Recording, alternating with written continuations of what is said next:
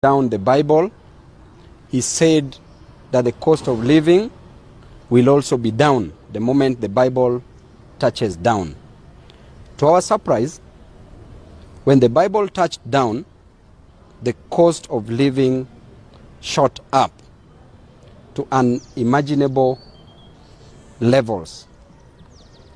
And I want to say that the cost of fuel, the prices of fuel that shot up is a sign that indeed the president is making right his promise, the promise of taking Kenyans to heaven.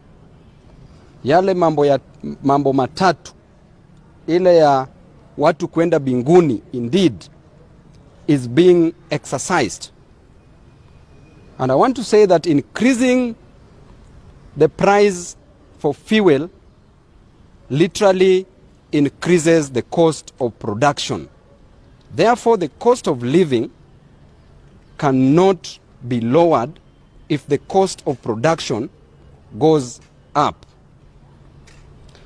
The cost of electricity will automatically go up, taking into consideration that one of the ways of generating electricity is by the use of fuel, save for other means of generating electricity. The cost of water will automatically go up because for you to pump water, you will need electricity, which already is high. The cost of food will automatically go up because increasing the cost of fuel automatically increases the cost of any good and service that is supposed to be transported, because the cost of transport automatically goes up. Therefore, we don't have a country. We were promised that the bottom-up economy will salvage Kenyans from the shackles of oppression, from the bondage of oppression. And as we can clearly see, that indeed the bottom-up that we were being told is taking money from the people at the bottom and funding the people at the top wherever they are going. As you can see, the president and his deputy has left Kenya in a crisis as they are globe-trotting, as they are touring other countries. Right now they are tourists in other countries, and Kenya is left in shame. And therefore, the solution, the first solution to this, is that the current bipartisan talks that are going on should be called off. We advise the Azimio members who are holding the talks to walk out of the talks. It is not the time to talk, it is time to walk. We need to go, we need to communicate in a language that this government best understands. Instead of talking with the riffraffs, the miscreant gun that is claiming to own the shares of this nation, we need to talk with the mamamboga. We need to talk with the mamambogas who have no money, who have no transport cost to go and restock, who have no money to go and buy more stock because the cost of mboga is now at a higher price. We need to talk with the boda riders who have no money to refuel their bodas. We need to talk with the matatu industry who have no money to fuel their cars for businesses. We need to talk with the men and women, the parents of this nation, who have no money to transport their children to institutions of higher learning. We need to talk to the parents who have no money to pay for fees at the university.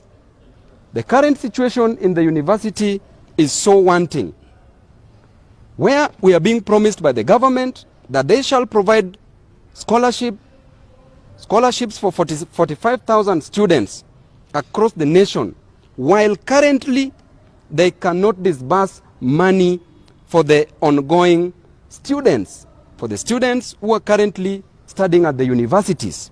If those standing cannot get their share, how will those crawling get their share? Therefore, whatever is happening at the Bomas of Kenya must be cancelled with an immediate effect. And the moment we resume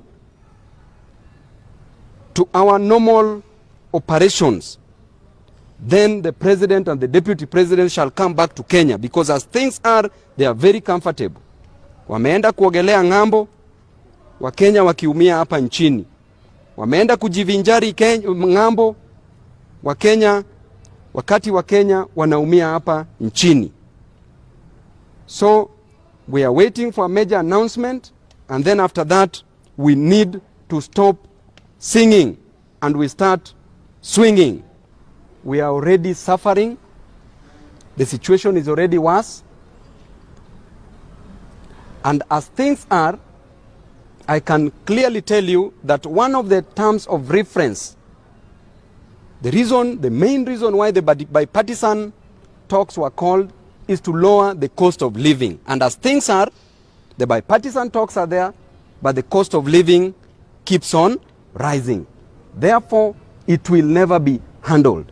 And I told you, as simple as securities for these members of parliament have not been given back to them. As simple as that. If that cannot be given back to us, do you think the cost of living will be lowered? Do you think we will get anything meaningful from the bipartisan talks? And therefore, Kenyans are already dying. Kenyans know the way to heaven, because you've clearly shown them where heaven is, and I'm very sure Kenyans are ready to go to heaven. And that heaven, there is happiness. In heaven, there is no rent.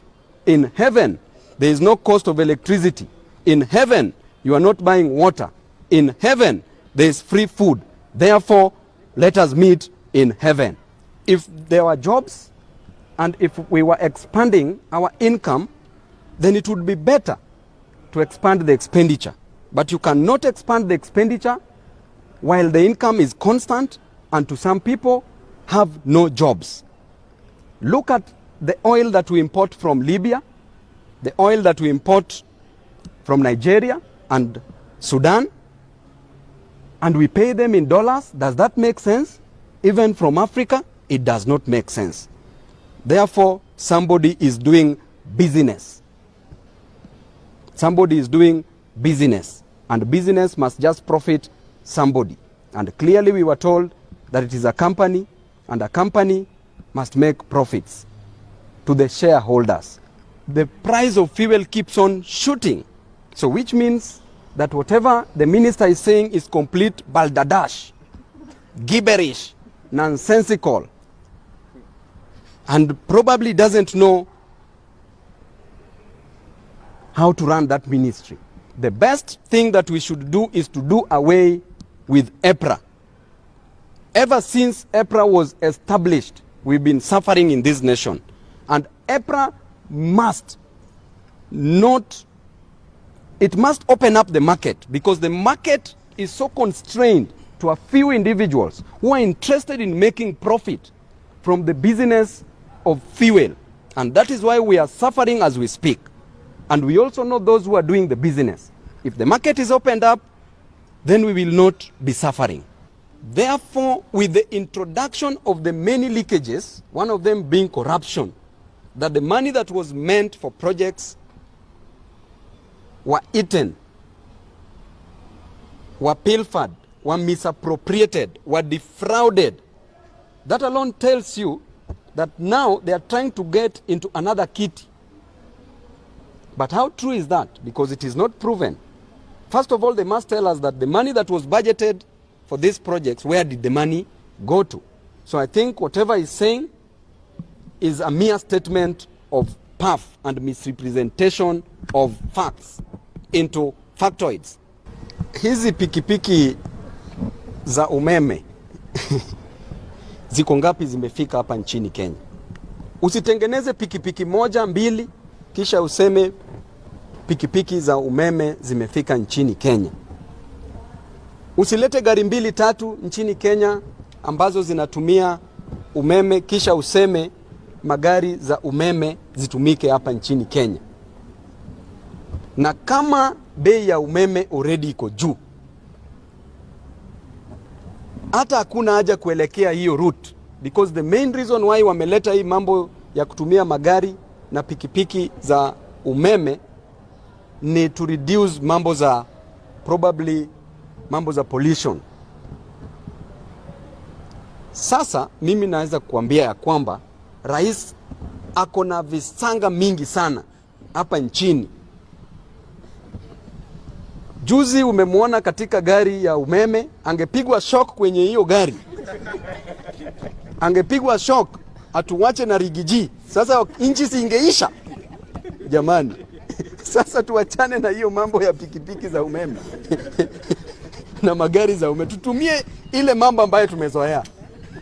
Ama vipi? Ama hiyo pia ni njia nyingine ya kupeleka wananchi binguni.